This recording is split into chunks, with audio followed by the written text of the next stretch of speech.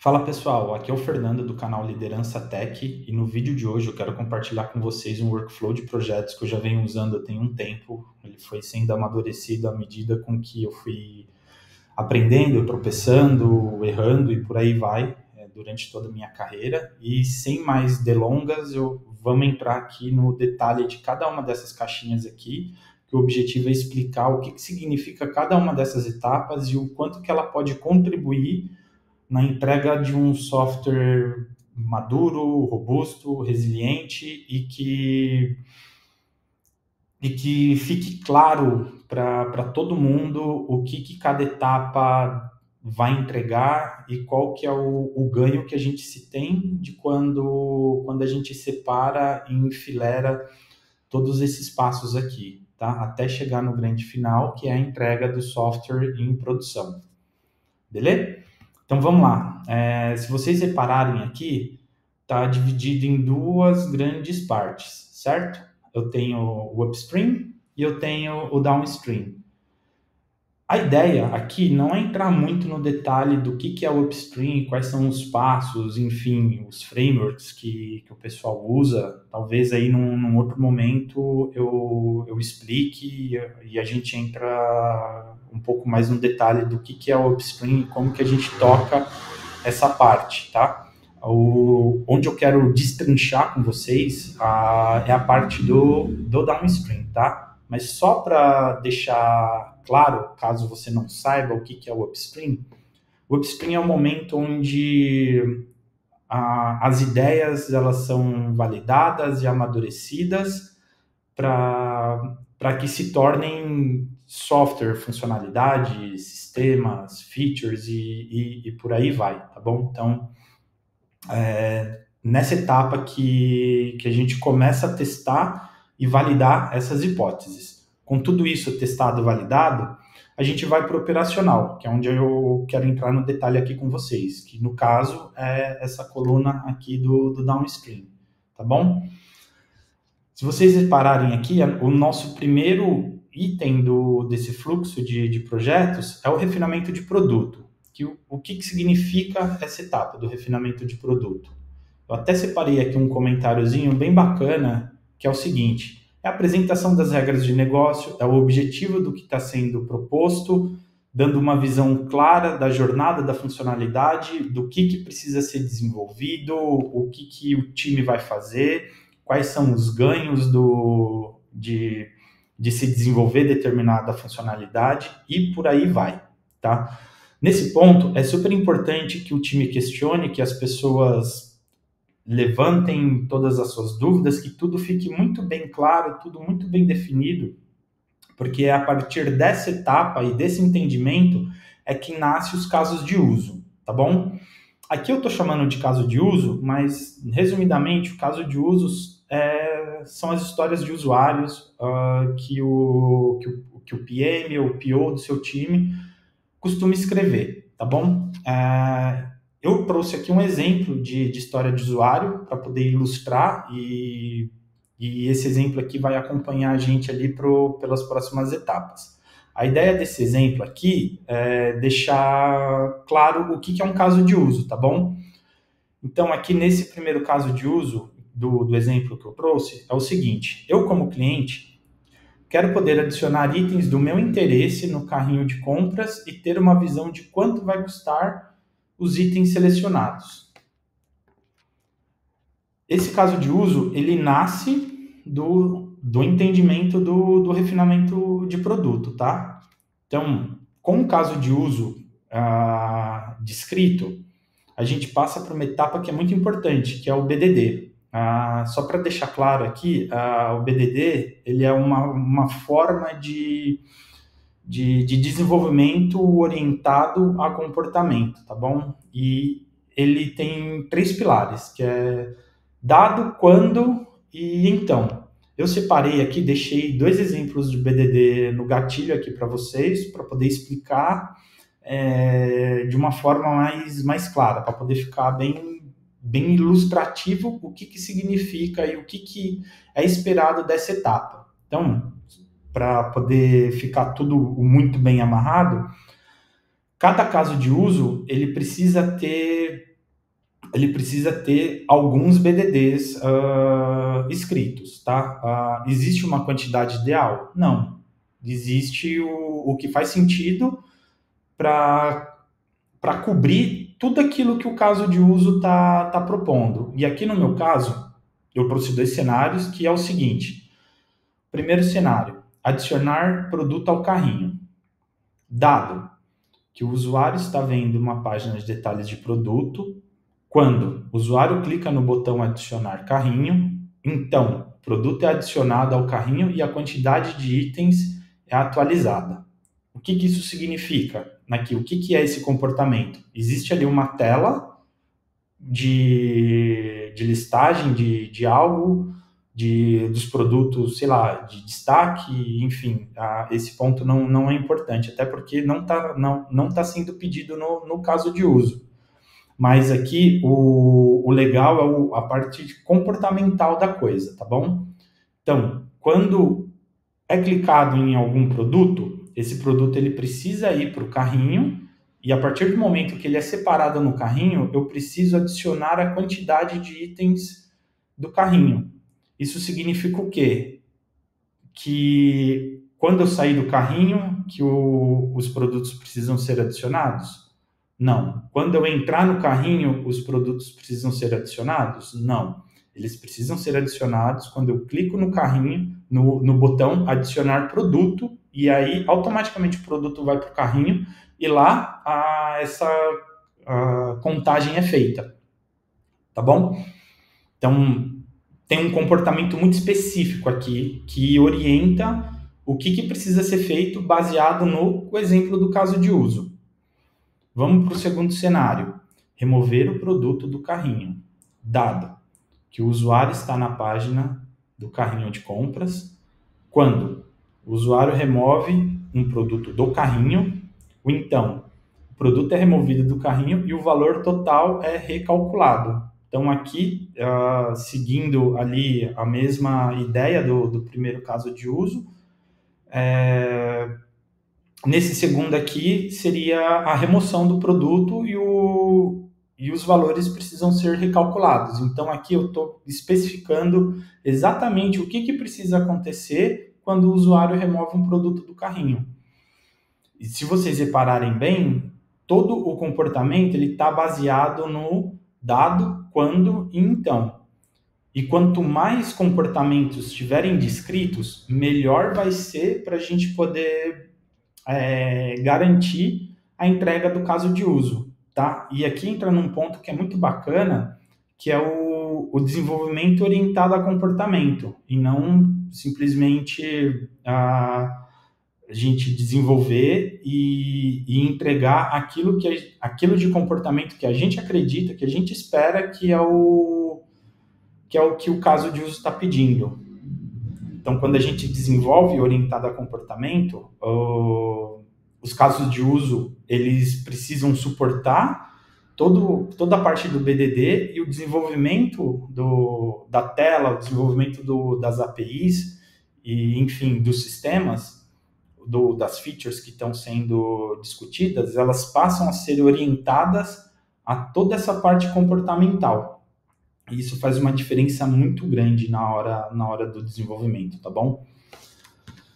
Com caso de uso escrito, com o BDD dos casos de uso também já todos documentados, a gente vai para a parte de prototipação de tela. Essa etapa aqui de prototipação de tela, se caso no seu contexto de trabalho existe essa parte de UX, todo o comportamental ele vai definir como que a tela vai ser desenvolvida, ela vai ser desenhada. Então, isso para o UX design vai ser super importante para ele poder saber como que ele vai desenhar a tela. Porque, por exemplo, daqui podem sair comportamentos onde vai ter interação com o usuário baseado em modal, ou vai ter comportamentos do usuário baseado em troca de tela, tipo de transição, sabe? Então, facilita demais o entendimento do que precisa ser feito. Mas se, no seu caso, não tem a parte de experiência de usuário, não tem essa parte mais de produto, no sentido de interface e tudo mais, você simplesmente ignora essa etapa e pula para a próxima etapa, que é o refinamento técnico.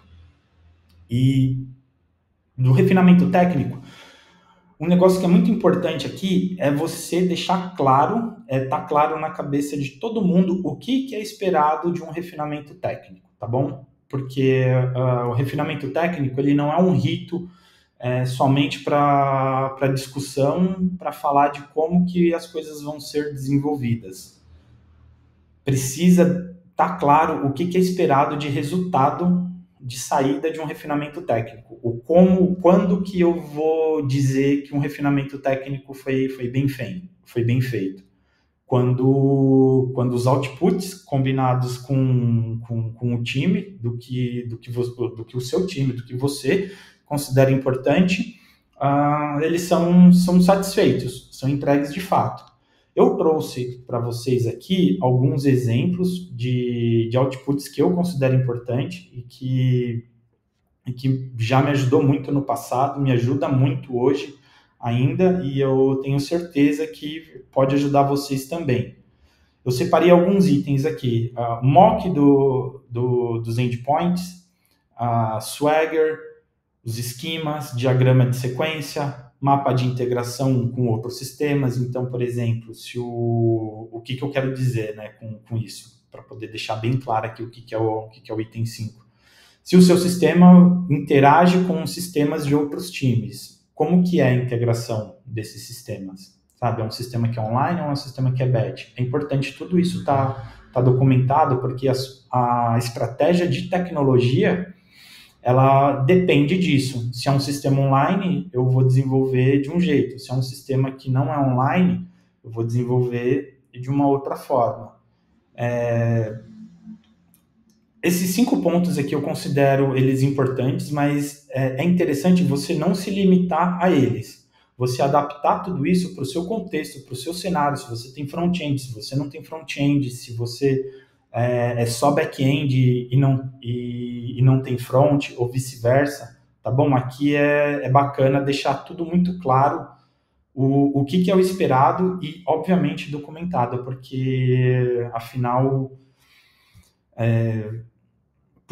para você poder entender o porquê que as coisas são como elas são, é importante sempre tirar um retrato, né, do que a gente está fazendo e por que a gente está fazendo. E aí, esse refinamento técnico aqui, ele simboliza esse retrato, né, da entrega das funcionalidades, tá bom?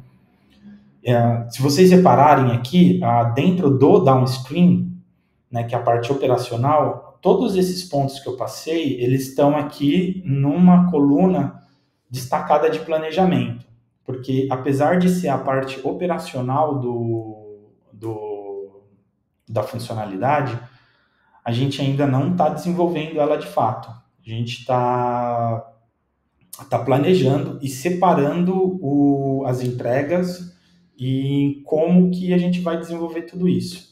A partir do refinamento técnico é que a gente entra num ciclo de desenvolvimento aqui. E aí, o ciclo de desenvolvimento, aí para você que é dev,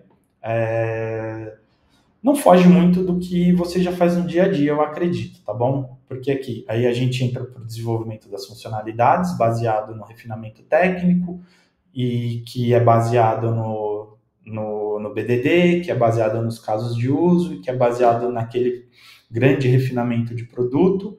Então, a gente começa a desenvolver as funcionalidades, começa a escrever tanta parte de qualidade, teste unitário, teste de componente, teste end-to-end, e tudo isso baseado na parte do BDD, né, na parte comportamental. Então, aqui, os testes, eles não serão testes arbitrários. O desenvolvimento, ele vai ser orientado ao teste. E o teste, ele é orientado ao comportamento que já foi descrito aqui, o que é esperado de cada caso de uso, tá bom? E, por fim, com toda essa parte de teste de componente, de teste end-to-end, de teste unitário, a gente executa estratégia de teste, tá bom? o que eu considero aqui estratégia de teste? A gente testar os requisitos não funcionais do que a gente está entregando. Então, a gente faz teste exploratório, onde entra a criatividade de todo mundo ali, de fazer um teste seguindo, não necessariamente seguindo um roteiro, combinando um teste roteirizado versus um teste que não tem roteiro, e vice-versa. Fazer teste para poder entender a latência, teste de carga, para poder saber o quanto que o sistema aguenta, se da forma com que ele foi desenvolvido, ele vai atender a quantidade de usuários de requisição por segundo que é esperado. É onde a gente testa parte de observabilidade, se a observabilidade está bem feita, se está bacana, se está claro, onde a gente testa também a monitoria, faz aqueles os golden signals da observabilidade, né, dos sinais de ouro ali de latência, resiliência, throughput e o monitoramento dos status de HTTP, enfim, por aí vai, tá? E aí, baseado em toda essa estratégia de teste, a gente consegue garantir que tudo que está sendo entregue, o que foi feito, está dentro do que foi pedido. E aí, por fim, mas não menos importante, a gente vai para a etapa do aceite. O que é essa etapa do aceite aqui? A pessoa que pediu, a área que pediu, ela vai testar junto com o time, enfim, ou não, aí não importa muito como que vai ser conduzido esses testes. Eu, particularmente, eu gosto de acompanhar esses testes junto com o demandante, e ele dando, né, o demandante ou a demandante dando o aceite de que está tudo dentro do esperado, formaliza. Pega tudo que foi feito, tudo que foi testado, é formalizado, e a partir desse momento a gente vai para a etapa mais satisfatória, na minha opinião, que é a entrega do que foi desenvolvido em produção, que é onde a gente gera valor para o nosso cliente de verdade, tá bom? E por fim, é isso. Espero que esse workflow de projetos faça sentido para vocês, tanto quanto faz para mim. Espero de verdade que ajudem vocês ali na organização do dia a dia, principalmente você, desenvolvedor sênior, você que é líder técnico, ou que é um engineering manager, tech manager ali, que está na liderança de projetos e de tecnologia. Isso pode te ajudar bastante, vai te ajudar bastante, gera muito resultado, e é isso, galera. Espero que vocês tenham curtido o vídeo e aguardo o próximo, que tamo junto. Valeu!